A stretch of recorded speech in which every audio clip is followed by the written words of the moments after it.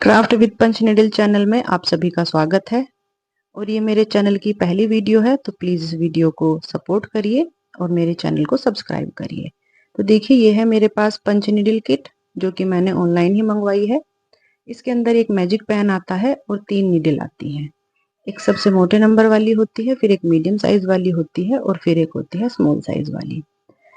Needle के अंदर धागा डालने के लिए इस तरह के 2 वायर आते हैं किट के साथ ही, जो कि हमें सुई में धागा डालने में हेल्प करते हैं।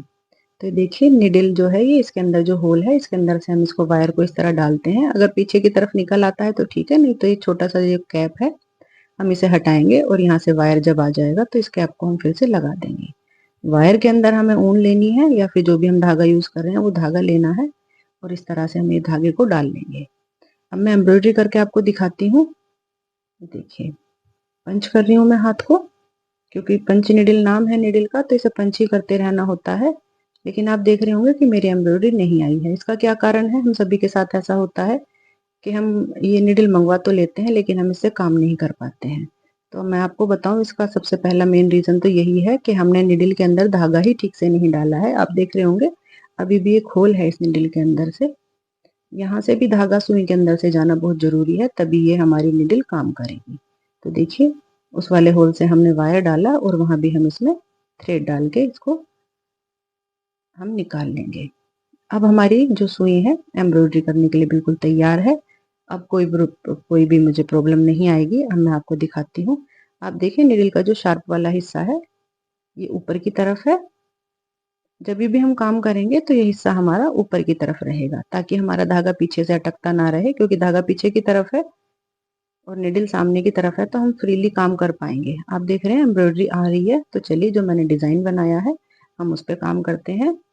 और ये बनाया है मैंने माता रानी का जो चेहरा होता है, वो देखिए त्रिशूल है, माता रानी की आंखें हैं।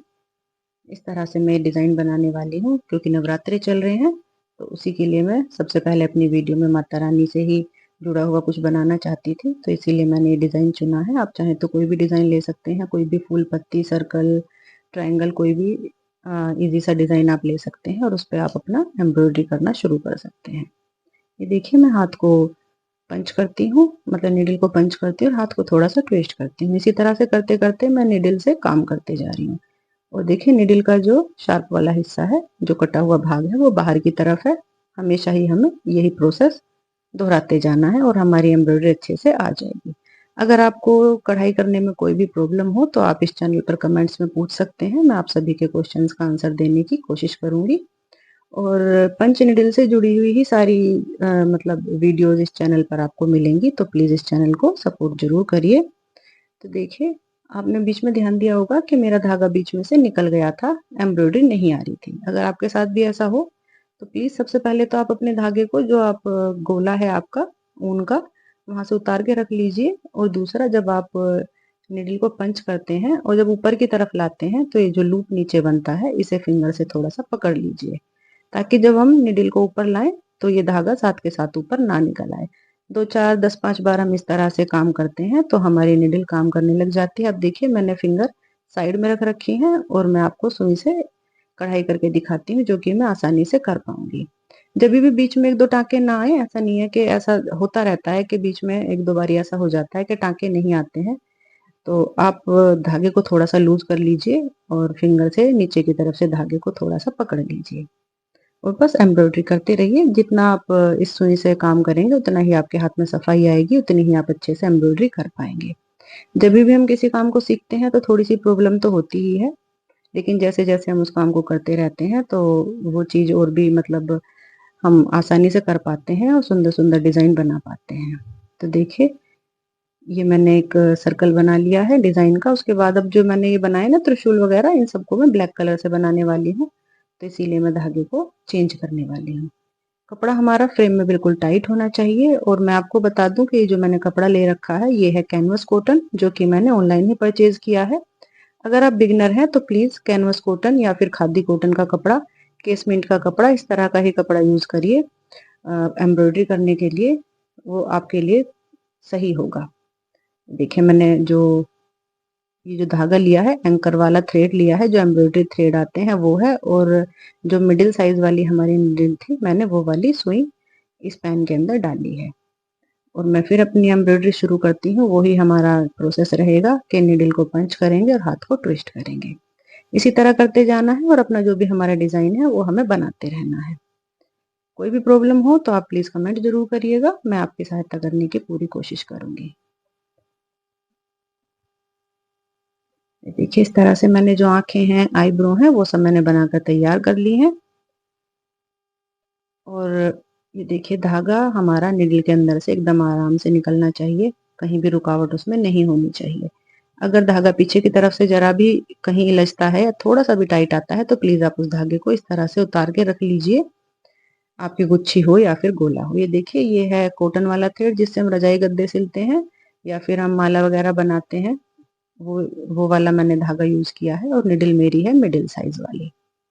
और मैं आंख बनाने वाली हूँ तो उसमें जो व्हाइट कलर के लिए मैंने इसको कॉटन वाले धागे को यूज किया है, क्योंकि मेरे पास एंकर का व्हाइट धागा नहीं था तो मैंने इसी को यूज किया है। काम उसी तरह करना है, पंच करना है और हाथ को ट्विस्ट करना है। ऐसा नहीं है कि हम हाथ को ट्विस्ट नहीं करेंगे तो हमारी एम्ब्रॉयडरी नहीं आएगी। जब हम निडल को सीधे भी पंच करके सीधे निकालते हैं तो भी हमारी एम्ब्रॉयडरी अच्छे से आती है। लेकिन दोनों में क्या डिफरेंस है वो मैं आपको बताऊंगी आगे। आप बने रहिए वीडियो में मेरे साथ, देखते रहिए। मैं छोटी छोटी सी तरह की चीजें आपको बताती रहूंगी जो कि आपको एम्ब्रॉयडरी करने में हेल्प करेंगी। अब मैं बना लूंगी होठ, जो कि मैंने बनाए हैं मजेंटा कलर से, क्योंकि मैं इसे बनाने वाली हूँ डबल शेड में। बाहर की तरफ ये मैंने गाजरी कलर रखूंगी मैं इसमें, और अंदर की तरफ मुझे रखना है पीला रंग, जिससे कि बन के और भी ज्यादा सुंदर तैयार होगी, दिखने में काफी अच्छी लगेगी। कलर कॉम्बिनेशन डिजाइन के अकॉर्डिंग आप रख सकते हैं, डिजाइन कोई भी आप बना सकते हैं। फूल पत्ती लीजिए आप, इससे कुशन कवर, बेड शीट, पायदान, ऐसी काफी सारी चीजें बना सकते हैं। बनाना भी काफी आसान होता है और दिखने में भी काफी सुंदर लगते हैं। तो देखिए, मैंने चूड़ी से इसमें बीच में एक सर्कल बना लिया है, क्योंकि जैसा कि मैंने बताया मैं इसे डबल शेड में बनाने वाली हूँ। तो बाहर भरूंगी मैं गाजरी रंग और अंदर भरूंगी मैं पीला रंग। ये देखिए, जब हम निडल को सीधा ही पंच करते हैं और सीधा निकालते हैं तो आप देख रहे हैं लूप हमारा सीधा है। मैंने इसको सीधा पंच किया निडल को और सीधा ही वापस निकाल लिया। तो देखिए लूप किस तरह के आ रहे हैं, आप ध्यान से देखिएगा जरूर। और अब देखिए, मैं आपको दिखाऊंगी कि जब मैं निडल को ट्विस्ट करती हूँ तब क्या होता है। ये देखिए, अब मैंने करा निडल को थोड़ा सा ट्विस्ट। ये देखिए, अब धागा भी ट्विस्ट हो गया है, लेफ्ट वाला राइट और राइट वाला लेफ्ट आ गया है। ये देखिए, इस तरह से। तो इसीलिए निडल को ट्विस्ट करना थोड़ा सही रहता है, क्योंकि धागा जब एक दूसरे से थोड़ा सा लेफ्ट वाला राइट और राइट वाला लेफ्ट हो जाता है तो धागे को निकलने में मतलब धागा निकलना मुश्किल हो जाता है थोड़ा सा। क्योंकि जब हम कपड़े को फ्रेम से निकालते हैं तो थोड़ा सपोर्ट तो ये कपड़ा भी करता है, क्योंकि अपनी पहले वाली पोजीशन में आ जाता है कपड़ा, तो वो भी धागे को होल्ड करता है। और दूसरा धागा भी हमने थोड़ा सा ट्विस्ट कर लिया तो धागे भी आपस में थोड़े से इलझ गए हैं, वो भी अब निकलने में आसान नहीं होंगे। अगर हम निडल को सीधा ही पंच करके सीधा ही निकाल लेते हैं तो उनके निकलने के चांसेस थोड़े ज़्यादा हो जाते हैं। फिर हमें ग्लू गन वगैरह फैब्रिक ग्लू वगैरह यूज करनी पड़ती है इन्हें सिक्योर करने के लिए अपने धागों को। नहीं तो इसी तरह से अगर हम ट्विस्ट करते हैं तो मैंने कोई भी ग्लू गन इसमें फैब्रिक ग्लू यूज नहीं की है, कोई भी फेविकोल वगैरह मैंने इसमें नहीं लगाया है। और मेरे जो क्राफ्ट है मैं पहले बना चुकी हूँ, उस तरह से वो मेरे अभी भी ठीक है। जैसे कि मैंने कुशन कवर भी बनाया था, वो भी बिना किसी फैब्रिक ग्लू के बहुत अच्छे से चल रहा है, कोई धागे उसके नहीं निकले हैं। देखिए पीछे की तरफ से इसका लुक है, और ये बाहर मतलब इसका मेन लुक है जो मेरा बन के तैयार हुआ है। आप सभी बताइएगा जरूर कि आपको ये कैसा लग रहा है, और मेरी वीडियो आपके लिए कितनी यूजफुल है प्लीज ये भी कमेंट करके जरूर बताइएगा। मैं इसकी बनाने वाली हूँ हैंगिंग, क्योंकि नवरात्रि चल रहे हैं तो मैं इसे अपने मंदिर में लगाऊंगी। और ये देखिए, जो एक्स्ट्रा कपड़ा है वो मैंने ग्लू गन से चिपका लिया है, आप चाहें तो फैब्रिक ग्लू भी यूज कर सकते हैं। और एक सर्कल और मैं कपड़े का निकाल के इसे पीछे की तरफ से चिपकाऊंगी, ताकि ये दिखने में थोड़ा सा सुंदर लगे और ये जो अंदर के धागे वगैरह हैं ये सब छुप जाएं।